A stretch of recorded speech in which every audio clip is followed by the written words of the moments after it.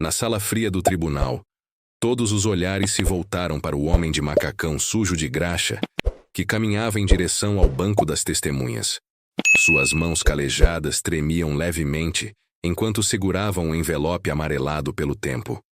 Do outro lado, sentado à mesa de mogno polido, o advogado Dr. Rodrigo Mendes ajustou sua gravata italiana e sorriu com desdém. Para ele, aquilo seria mais fácil do que imaginou. Um mecânico analfabeto ousando enfrentá-lo? Patético.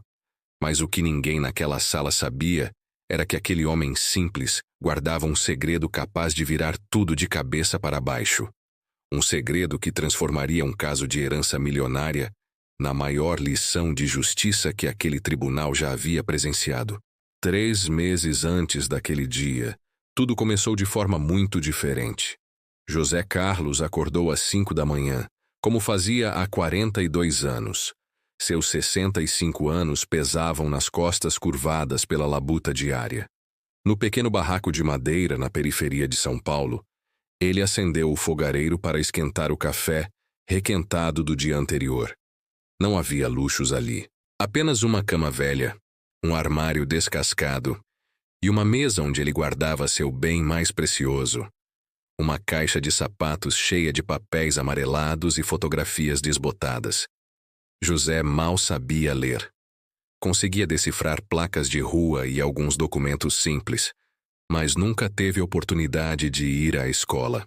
Desde os 7 anos trabalhava para ajudar a família.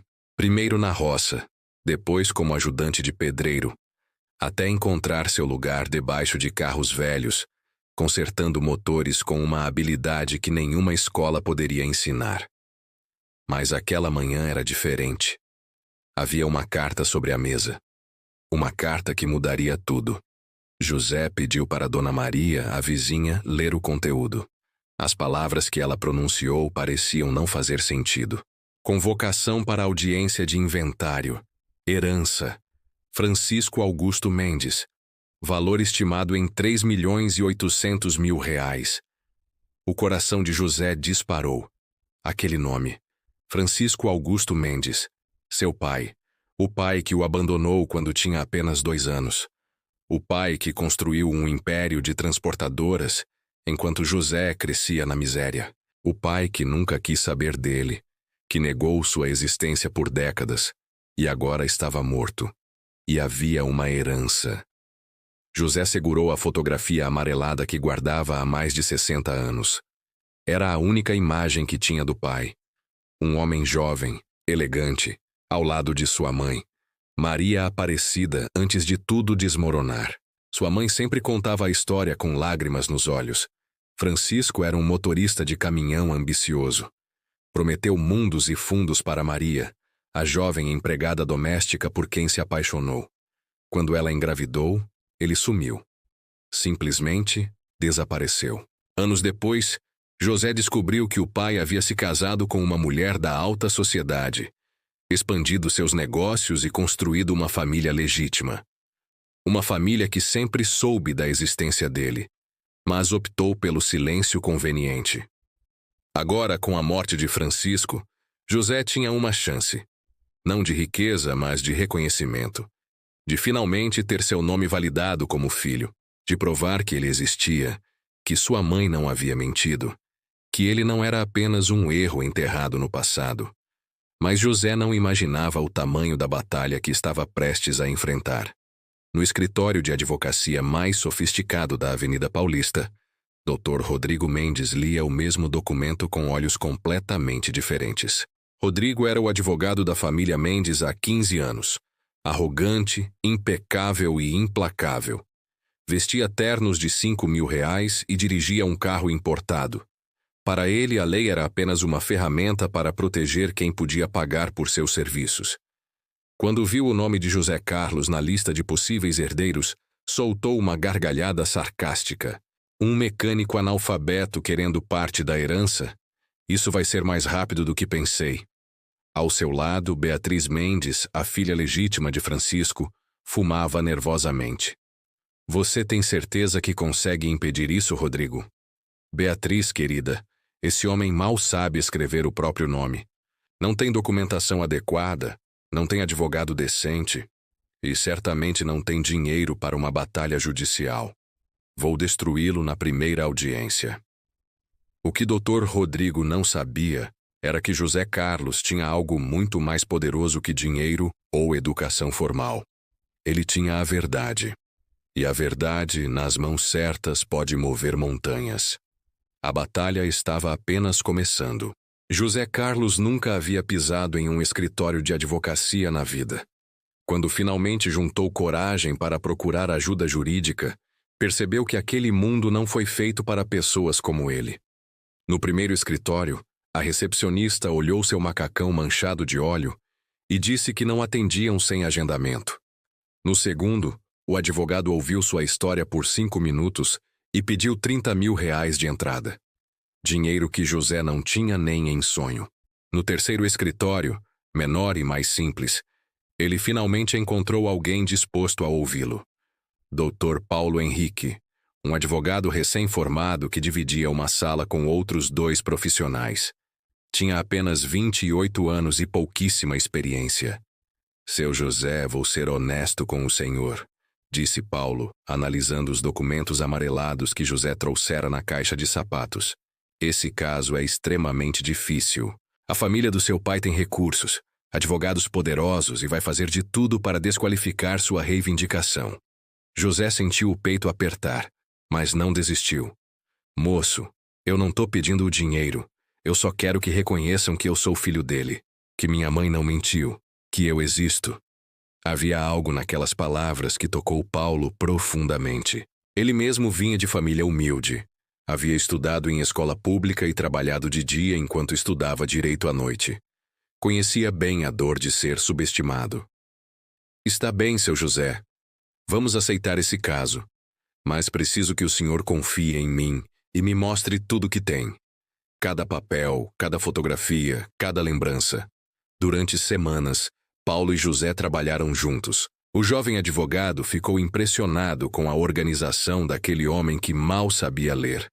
José havia guardado tudo: cartas antigas, recibos, testemunhos escritos por vizinhos, até um bilhete que o pai deixara para sua mãe décadas atrás. Como o senhor conseguiu guardar tudo isso? Perguntou Paulo admirado. Moço, quando a gente não tem nada, a gente cuida daquilo que tem. Minha mãe me ensinou isso. Ela dizia: um dia, filho, você vai precisar provar quem você é. Guarda tudo. Maria Aparecida havia falecido 15 anos antes, sem nunca ter visto justiça feita, mas deixou um legado de resistência para o filho. Enquanto isso, no luxuoso escritório da Avenida Paulista, Dr. Rodrigo Mendes preparava sua estratégia com a frieza de um predador. Beatriz, a estratégia é simples, explicou ele, abrindo uma pasta grossa. Vamos questionar tudo. A autenticidade dos documentos, a sanidade mental da mãe dele. Vamos até sugerir que pode haver outros filhos aparecendo para reivindicar herança. Criaremos uma narrativa de oportunismo. Beatriz Mendes, aos 43 anos, era uma mulher fria como o mármore. Havia herdado os negócios do pai e não tinha intenção de dividir nada com um bastardo que apareceu do nada. E se ele realmente for filho do meu pai? Perguntou ela mais por curiosidade jurídica do que por compaixão. Isso é irrelevante, respondeu Rodrigo com um sorriso cruel.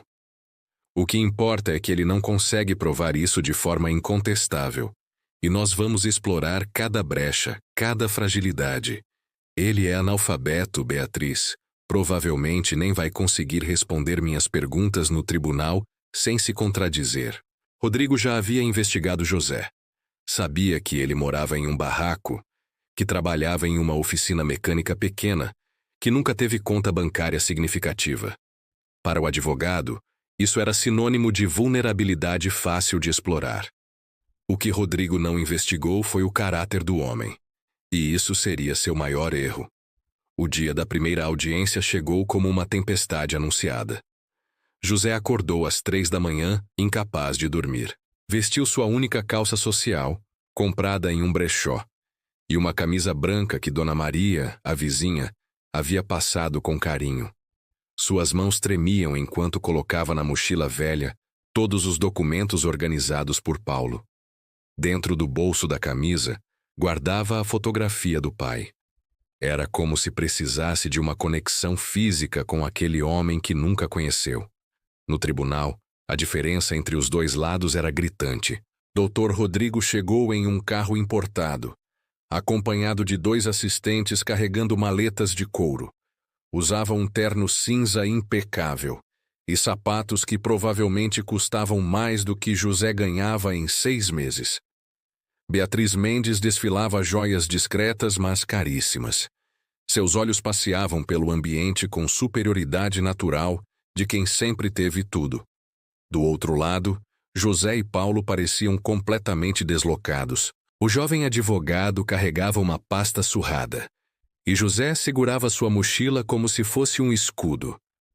Quando José entrou na sala de audiências, sentiu o peso de todos os olhares. Alguns curiosos, outros piedosos, muitos julgadores. Audiência de inventário número 415182, referente ao espólio de Francisco Augusto Mendes, anunciou o juiz, um homem de uns 60 anos com expressão séria. Identificamos a presença de um possível herdeiro não reconhecido em vida pelo falecido. Senhor José Carlos, é o senhor? Sim, senhor doutor, respondeu José, a voz embargada. Dr. Rodrigo levantou-se imediatamente, sua voz ecoando pela sala com autoridade ensaiada. Excelência, gostaria de manifestar desde já a total contestação desta reivindicação. O senhor José Carlos não possui documentação suficiente. Não há registro de paternidade, e surge apenas após o falecimento do meu cliente, o que configura claro oportunismo. O juiz observou José por um longo momento. Senhor José Carlos, o senhor compreende a gravidade desta situação? Fazer uma reivindicação falsa de paternidade é crime. José engoliu seco, mas manteve-se firme. Eu compreendo, Vossa Excelência, mas eu não estou mentindo. Eu sou filho de Francisco Augusto Mendes, e tenho como provar. Foi então que Dr. Rodrigo cometeu seu primeiro erro. Um erro que mudaria completamente o rumo daquele processo. Ele riu. Alto, com desprezo. Provar? Um homem que mal sabe ler vai nos apresentar provas? Isso é uma piada, Excelência. O silêncio que se seguiu foi sepulcral. Até o juiz franziu o senho diante da falta de decoro. Paulo Henrique viu a oportunidade e a agarrou. Excelência, solicito que fique registrado em ata o desrespeito do advogado da parte contrária com meu cliente. A condição educacional do senhor José Carlos não diminui seus direitos nem a veracidade de suas alegações. O juiz bateu o martelo. Deferido. Dr. Rodrigo, contenha-se ou será advertido. Prossigamos. Mas o dano estava feito. Rodrigo, em sua arrogância, havia transformado aquilo em algo pessoal e mostrou para todos na sala exatamente que tipo de pessoa era. José olhou para o advogado que o desprezava e, pela primeira vez, sentiu algo diferente de medo. Sentiu determinação. A guerra havia começado oficialmente, e José Carlos não estava mais lutando apenas por herança. Estava lutando por dignidade. Nas semanas seguintes à primeira audiência, Dr. Rodrigo intensificou seus ataques. Contratou investigadores particulares para vasculhar a vida de José Carlos, procurando qualquer coisa que pudesse usar contra ele. Descobriram dívidas antigas, já pagas. Encontraram um processo trabalhista de décadas atrás, arquivado. Até tentaram sugerir que José havia abandonado um filho, mas isso foi rapidamente desmentido. José nunca casou, nunca teve filhos. Dedicou a vida inteira ao trabalho e a cuidar da mãe até sua morte. Esse homem é limpo demais, resmungou Rodrigo para Beatriz em uma reunião. 65 anos de vida e não tem uma única mácula real. É frustrante. Mas Rodrigo não desistiu. Se não podia atacar o caráter de José, atacaria sua capacidade mental. Na segunda audiência, ele preparou uma armadilha. Senhor José Carlos, começou Rodrigo, sua voz melíflua e falsa. O senhor poderia nos dizer quando exatamente conheceu seu suposto pai? José respirou fundo. Paulo havia-o preparado para perguntas capciosas. Eu nunca conheci ele pessoalmente, doutor. Ele abandonou minha mãe antes de eu nascer. Entendo.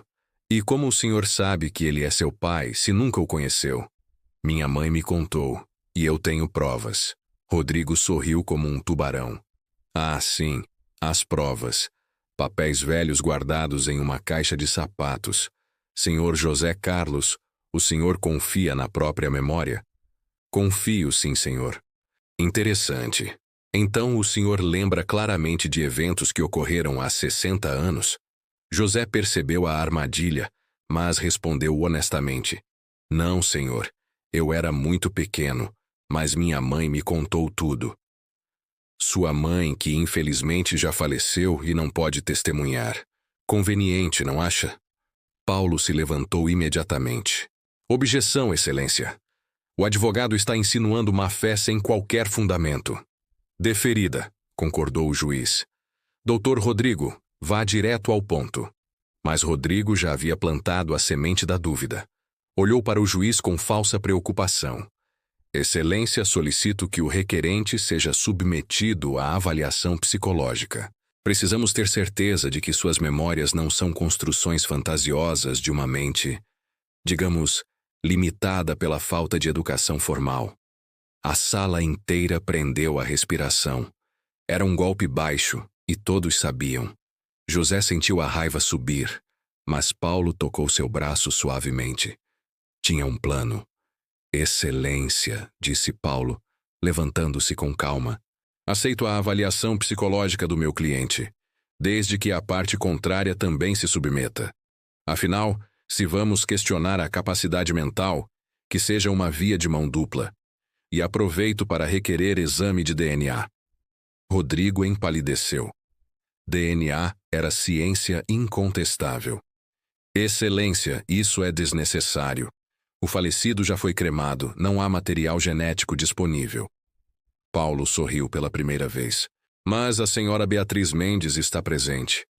Uma comparação de DNA entre irmãos pode confirmar a paternidade com até 99% de precisão.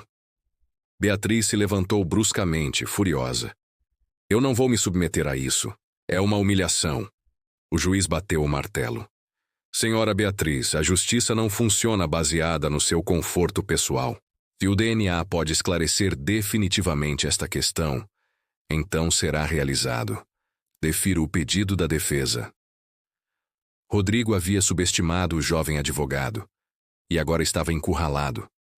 Enquanto aguardavam o resultado do DNA, que levaria algumas semanas, Paulo e José trabalhavam em outra frente. O jovem advogado descobriu algo interessante nos arquivos antigos da transportadora de Francisco Augusto Mendes. Seu José, o senhor sabia que seu pai mandava dinheiro para sua mãe? José arregalou os olhos. Como assim, moço?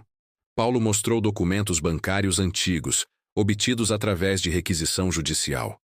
De 1962 a 1975, depósitos mensais eram feitos em nome de Maria Aparecida dos Santos. Sempre no dia 15 de cada mês. 300 cruzeiros, que na época era um valor considerável. José segurou os papéis com mãos trêmulas.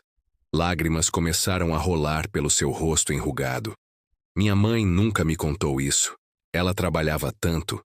Eu pensava que sobrevivíamos só do trabalho dela. Ela provavelmente quis proteger o Senhor. Não queria que soubesse que dependiam de alguma coisa do homem que os abandonou. José limpou as lágrimas com as costas da mão. Mas por que ele parou de mandar? Paulo verificou as datas. 1975 foi o ano em que seu pai se casou oficialmente com a mãe de Beatriz. Provavelmente a esposa descobriu e o obrigou a parar. Era uma prova poderosa. Mostrava que Francisco Augusto Mendes reconhecia, ainda que secretamente, a existência de José e sua obrigação com ele. Mas a descoberta mais impressionante veio de um lugar inesperado. José estava em sua oficina mecânica, tentando manter a normalidade da rotina, quando um homem idoso apareceu. Devia ter uns 70 anos, bem vestido, com expressão pensativa. O senhor é José Carlos? Sou sim, senhor. Posso ajudar? O homem estendeu a mão. Meu nome é Alberto Ferreira. Eu fui motorista do seu pai por 30 anos. O coração de José disparou. Paulo havia tentado localizar antigos funcionários, mas sem sucesso. E agora um deles aparecia espontaneamente. Eu vi a matéria no jornal sobre o processo, explicou Alberto. E não consegui ficar calado, porque eu sei a verdade. José o levou para um canto mais reservado da oficina. Que verdade, senhor Alberto? O velho motorista suspirou pesadamente. Seu pai falava do senhor. Não abertamente, mas quando bebia um pouco, quando ficávamos sozinhos nas viagens longas, ele falava. Contava que tinha outro filho, que havia cometido o maior erro da vida ao abandoná-lo. José mal conseguia respirar. Ele falava que tinha uma fotografia guardada na carteira. Uma foto de uma mulher bonita segurando um bebê. Ele olhava aquela foto escondido e chorava. Eu vi isso dezenas de vezes ao longo dos anos. Por que ele nunca me procurou? Alberto balançou a cabeça com tristeza. Orgulho, medo, a esposa, os negócios. Seu pai era um homem fraco, José. Bem-sucedido nos negócios, mas fraco de caráter. Ele queria procurar o Senhor, mas nunca teve coragem de enfrentar as consequências. O Senhor aceitaria testemunhar isso no tribunal. Alberto olhou José nos olhos com determinação.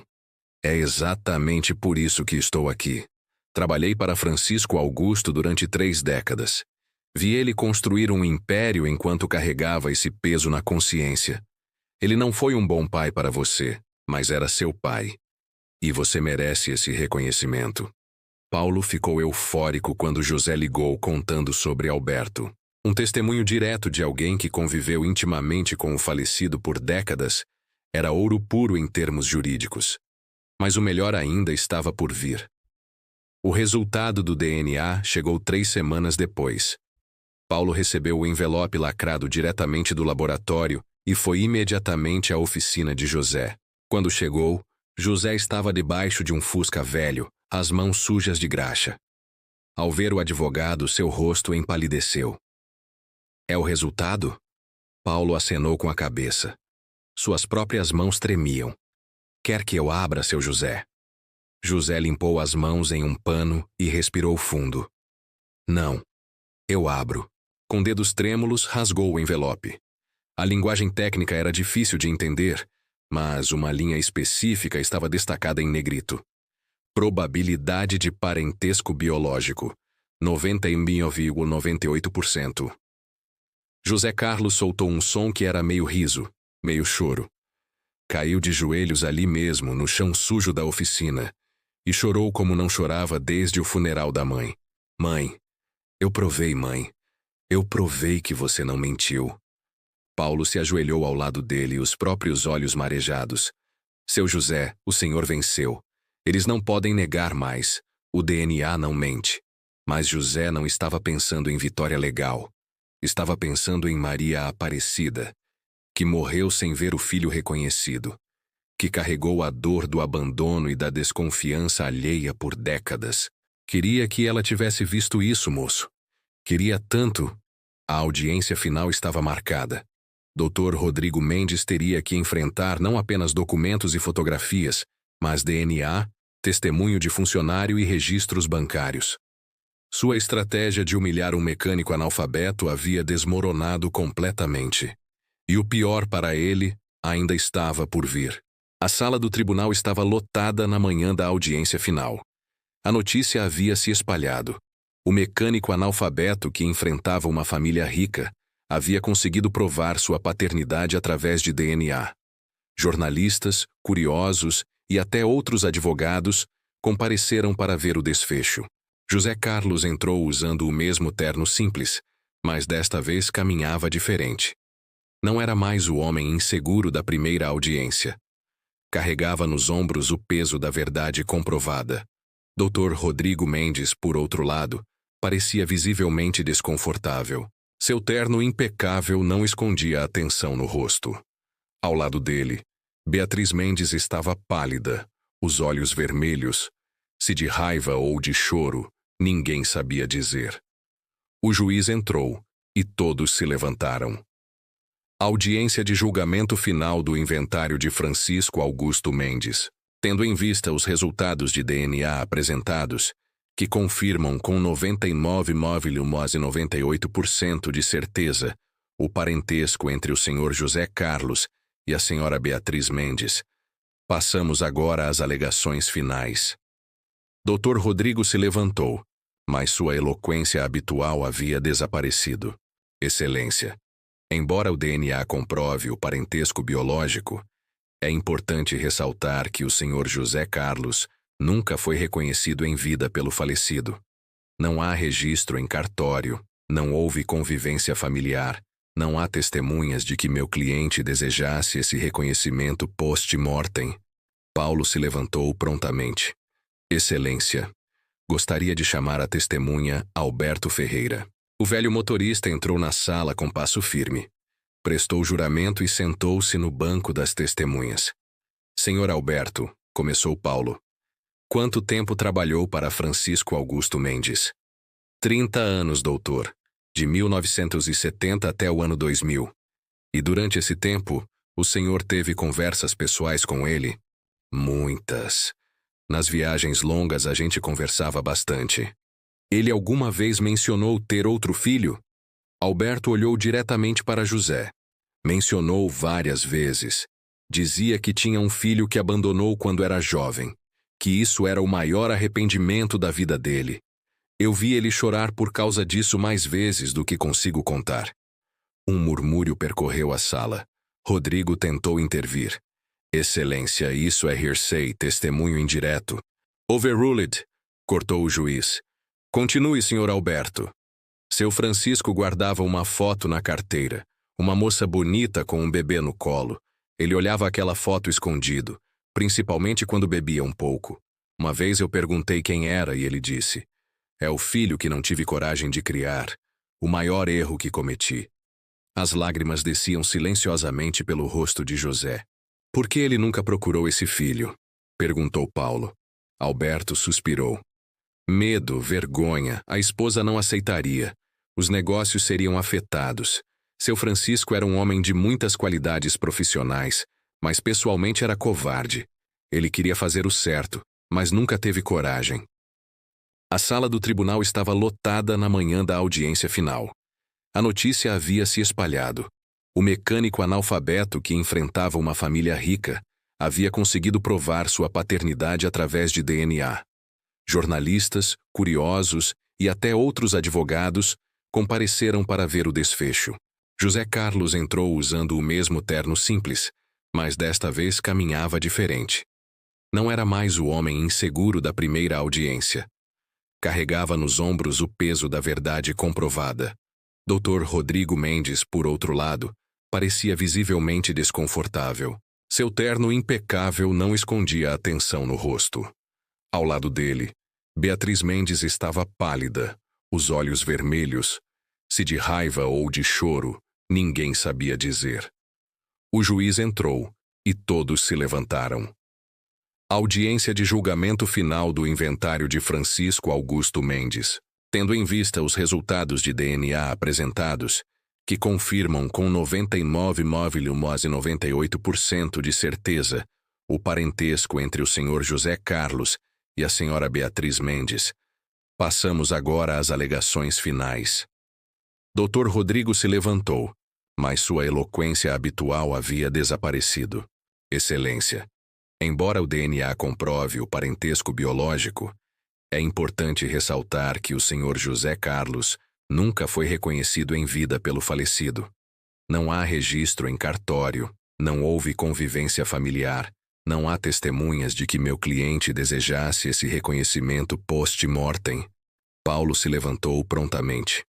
Excelência, gostaria de chamar a testemunha Alberto Ferreira. O velho motorista entrou na sala com passo firme.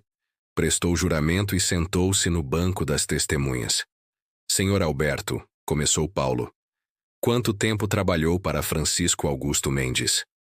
30 anos, doutor. De 1970 até o ano 2000. E durante esse tempo, o Senhor teve conversas pessoais com ele? Muitas. Nas viagens longas a gente conversava bastante. Ele alguma vez mencionou ter outro filho? Alberto olhou diretamente para José. Mencionou várias vezes. Dizia que tinha um filho que abandonou quando era jovem, que isso era o maior arrependimento da vida dele. Eu vi ele chorar por causa disso mais vezes do que consigo contar. Um murmúrio percorreu a sala. Rodrigo tentou intervir. Excelência, isso é hearsay, testemunho indireto. Overruled, cortou o juiz. Continue, Sr. Alberto. Seu Francisco guardava uma foto na carteira. Uma moça bonita com um bebê no colo. Ele olhava aquela foto escondido, principalmente quando bebia um pouco. Uma vez eu perguntei quem era e ele disse: é o filho que não tive coragem de criar. O maior erro que cometi. As lágrimas desciam silenciosamente pelo rosto de José. Por que ele nunca procurou esse filho? Perguntou Paulo. Alberto suspirou. Medo, vergonha, a esposa não aceitaria. Os negócios seriam afetados. Seu Francisco era um homem de muitas qualidades profissionais, mas pessoalmente era covarde. Ele queria fazer o certo, mas nunca teve coragem. Rodrigo tentou desqualificar o testemunho, mas cada pergunta que fazia apenas fortalecia a narrativa de Alberto. O velho motorista era articulado, detalhista e claramente honesto. Paulo então apresentou os registros bancários dos depósitos mensais feitos para Maria Aparecida. Excelência, esses documentos provam que Francisco Augusto Mendes reconhecia sua obrigação com José Carlos. Durante 13 anos, enviou dinheiro regularmente para a mãe do requerente. Isso configura reconhecimento tácito de paternidade. Rodrigo estava perdendo terreno rapidamente. Fez uma última tentativa desesperada.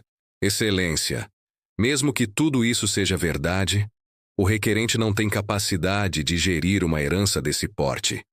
Ele é analfabeto, trabalha em uma oficina mecânica, nunca lidou com grandes valores. Foi quando José Carlos fez algo que ninguém esperava. Ele se levantou. Com sua permissão, Excelência, eu gostaria de falar. O juiz olhou para ele com surpresa, mas acenou positivamente. José caminhou até o centro da sala, suas mãos calejadas segurando o corrimão. Doutor Rodrigo, o senhor tem razão. Eu sou analfabeto, mal sei ler e escrever. Nunca tive educação formal. Passei a vida inteira debaixo de carro, com graxa nas mãos e a coluna doendo. Rodrigo sorriu, pensando que José estava concordando com ele. Mas José continuou, a voz firme. Mas o senhor sabe o que eu aprendi na vida? Aprendi que dignidade não vem de diploma. Aprendi que honestidade não se ensina na escola. Minha mãe, que o senhor insinuou que era mentirosa, trabalhou até o último dia de vida para me criar. Ela limpava a casa dos outros para que eu tivesse comida no prato. A sala estava em completo silêncio. Eu nunca roubei nada de ninguém. Nunca menti. Nunca abandonei quem precisava de mim. Construí minha vida com essas mãos aqui, disse, mostrando as palmas calejadas. E o senhor quer saber uma coisa? Eu não vim aqui pelo dinheiro. Rodrigo franziu a testa, confuso. Não vim. Vim para que reconheçam que minha mãe não mentiu. Para que o nome dela seja limpo. Para que fique registrado que Francisco Augusto Mendes era meu pai, mesmo que nunca tenha tido coragem de assumir isso. José virou-se para Beatriz, que chorava silenciosamente. Dona Beatriz, a senhora ganhou um pai que eu nunca tive. Ele criou a senhora, deu educação, amor, companhia. Eu não tive nada disso. Mas sabe o que eu tive? Tive uma mãe guerreira que valeu por 2. E não troco minha mãe por nada nesse mundo. José respirou fundo antes de continuar. Quanto ao dinheiro da herança, se for reconhecido como filho, vou pegar minha parte e fazer o que minha mãe faria. Vou ajudar gente. Tem muita criança na minha comunidade que passa fome, que não tem como estudar. Tem mãe que precisa trabalhar e não tem onde deixar os filhos. Vou usar esse dinheiro para honrar a memória de Maria Aparecida. Ele olhou para o juiz. Não sei falar bonito como esse doutor aí, mas sei o que é certo e o que é errado. E está errado apagar a existência de uma pessoa só porque ela não convém. Eu existo. Eu sempre existi. E minha mãe não era mentirosa. José voltou para seu lugar tremendo. Paulo apertou seu ombro com orgulho. O juiz limpou a garganta, visivelmente emocionado. Há algo que a parte contrária gostaria de acrescentar. Rodrigo olhou para Beatriz, que balançou a cabeça negativamente, ainda chorando. Não, Excelência, disse o advogado derrotado. O juiz folheou os documentos em silêncio por longos minutos. Quando finalmente falou, sua voz ecoou pela sala lotada. Diante das provas apresentadas, exame de DNA conclusivo, testemunho consistente, documentos bancários comprobatórios e considerando os princípios constitucionais da dignidade da pessoa humana e do melhor interesse da verdade biológica, julgo procedente o pedido de reconhecimento post-mortem de paternidade. José Carlos é reconhecido como filho biológico de Francisco Augusto Mendes, com todos os direitos sucessórios correspondentes. Determino a retificação do registro de nascimento e a inclusão do requerente no inventário, fazendo jus a 50% da herança, conforme previsto em lei. A sala explodiu em murmúrios. Jornalistas correram para fora para divulgar a notícia. José Carlos não se moveu. Permaneceu sentado, lágrimas rolando livremente pelo rosto enrugado. Não eram lágrimas de vitória financeira. Eram lágrimas de validação, de reconhecimento, de justiça tardia. Paulo abraçou o cliente, também emocionado. Conseguimos, seu José, conseguimos. Do outro lado da sala, Beatriz Mendes se levantou. Para surpresa de todos, caminhou em direção a José. Rodrigo tentou segurá-la, mas ela se soltou. Parou diante de José, que a olhou com apreensão. Eu sinto muito, disse ela, a voz embargada. Sinto muito pelo que você passou, pelo que sua mãe passou. Meu pai, nosso pai, foi covarde. Eu sempre soube que havia algo que ele escondia. Sempre senti. José se levantou sem saber o que dizer. Você disse que vai usar o dinheiro para ajudar crianças? Perguntou Beatriz. Vou sim, senhora. Ela abriu a bolsa e tirou um cartão. Eu gostaria de ajudar também, se você permitir. Não conserta o passado, mas talvez possamos fazer algo bom juntos pelo futuro. José segurou o cartão com mãos trêmulas e acenou com a cabeça. Não eram exatamente irmãos naquele momento, mas eram duas pessoas tentando lidar com o legado complicado de um homem falho.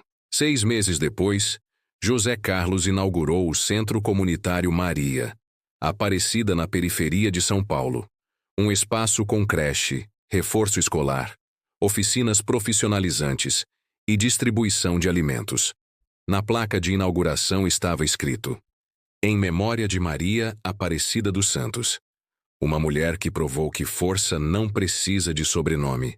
Paulo Henrique se tornou advogado voluntário do centro, ajudando famílias carentes com questões jurídicas. Beatriz Mendes contribuiu com parte de sua herança e visitava o centro mensalmente, tentando, à sua maneira, corrigir os erros do pai. E José Carlos continuou trabalhando na oficina mecânica. O dinheiro estava aplicado em nome do projeto social, mas ele não mudou sua rotina. Ainda acordava às 5 da manhã, ainda tomava café requentado, ainda tinha graxa debaixo das unhas. Mas agora, quando dormia, não eram mais sonhos de dúvida e abandono que o visitavam. Era a imagem da mãe, sorrindo finalmente em paz, porque José Carlos havia feito o impossível. Um mecânico analfabeto havia vencido advogados poderosos, usando a única arma que nunca pode ser questionada: a verdade. E provado que justiça não se mede pelo tamanho da conta bancária, mas pelo tamanho do coração. Esta história nos lembra que dignidade não é privilégio de quem tem diploma. É direito de quem tem caráter. E justiça, por mais que demore, sempre encontra seu caminho.